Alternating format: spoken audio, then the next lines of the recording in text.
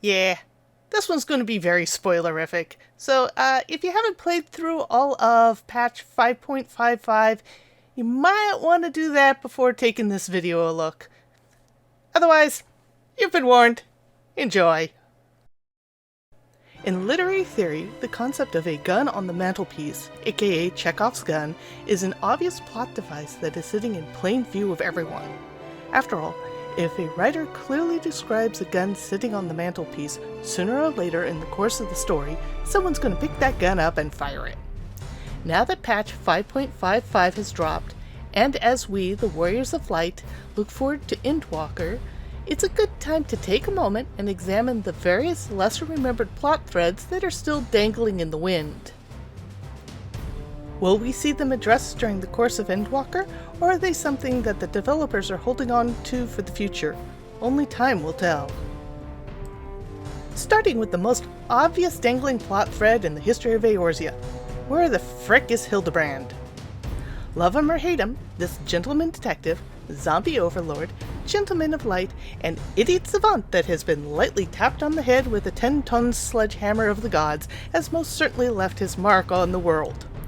When we last saw him in the End of Stormblood, he was whisked away to some far-off plane of existence by a mind-controlled Greg.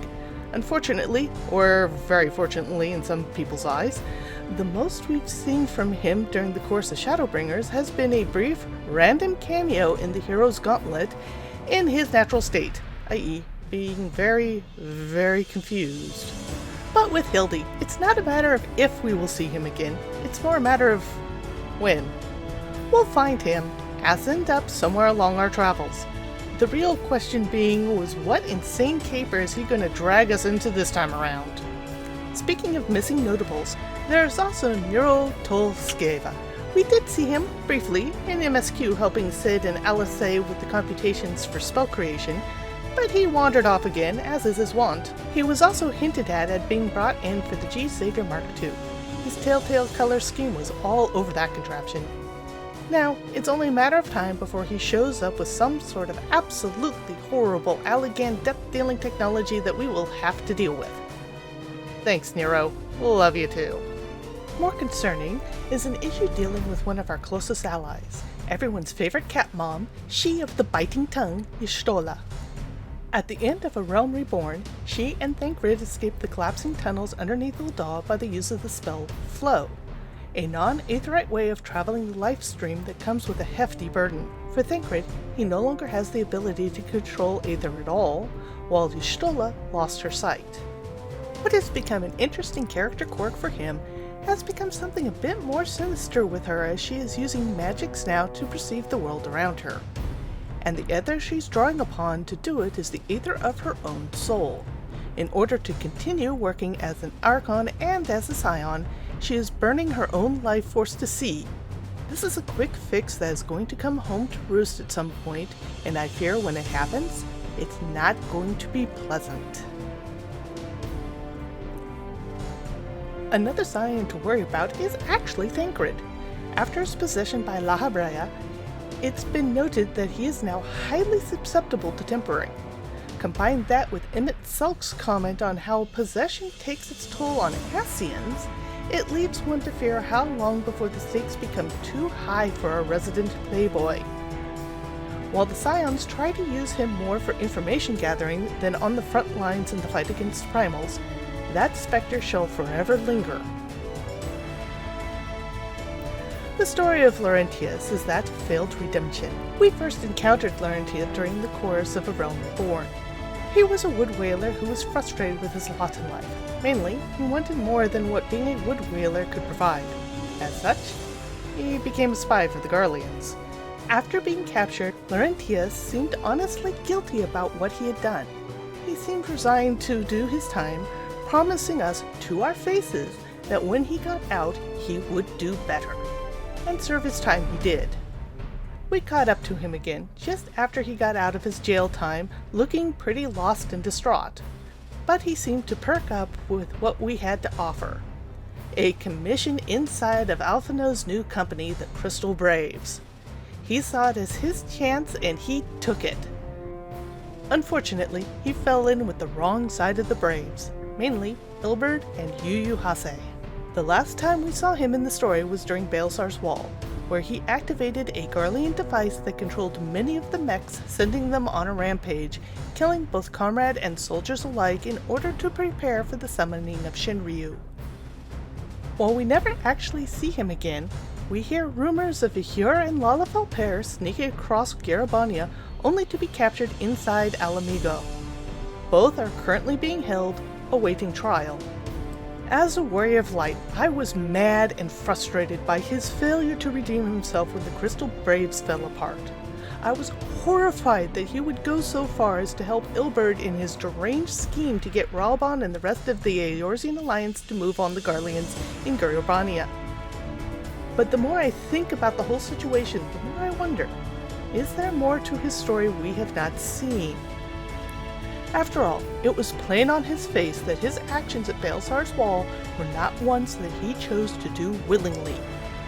Did Ilberd and Yu Hase actually have some sort of dirt on Laurentius? And really, isn't Laurentius an awfully Garlean-sounding name for someone who was born and raised in the Shroud? Only by confronting Laurentius and getting his full story will we ever know. Thinking about it all, there seems to be an awful lot of secondary ex-Garleans about, and I'm not just talking about major characters like Cid or Nero. There's Maximus, who just barely escaped the purge of his fellow Popularis countrymen by sheer luck and is now in Alamigo under political asylum.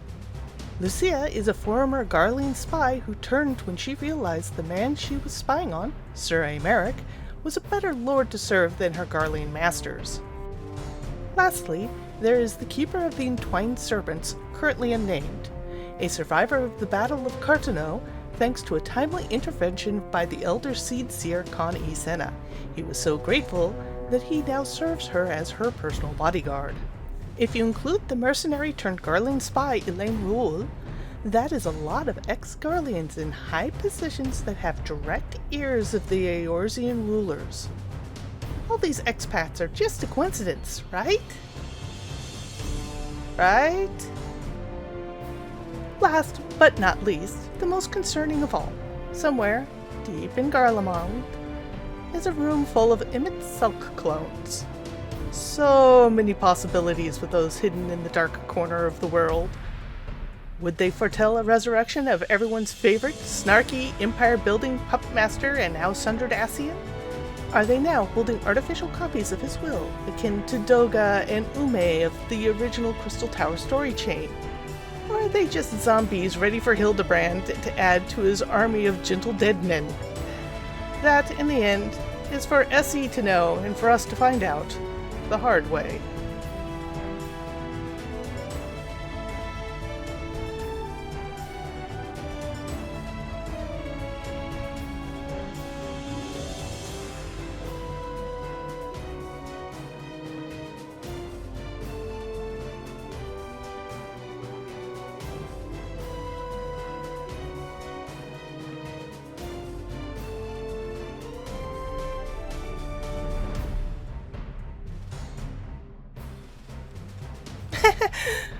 Bonus plot thread. Yeah, I ran across this just the other day. I thought I'd include it. I'll just give it to you raw. It seems the fate of the Monument Tower is to watch the Watcher. 'Twas built to guard the Fury's gaze, and the stone beyond the price hidden in its depths. Stone beyond price hidden in its depth. Do they go into that later? No. Well, there's something for you to add to your video. Well, they might have gone into it in 1.0. Maybe? And now it keeps vigils against the Garlean outpost, for a jewel that is Ishgard's must never fall into Imperial's unclenched hands. Whew. That is a bit of a nose drop that they've never done anything with. Yeah. Unless they did something in 1.0 and we missed it all. Because, well, 1.0... Yeah.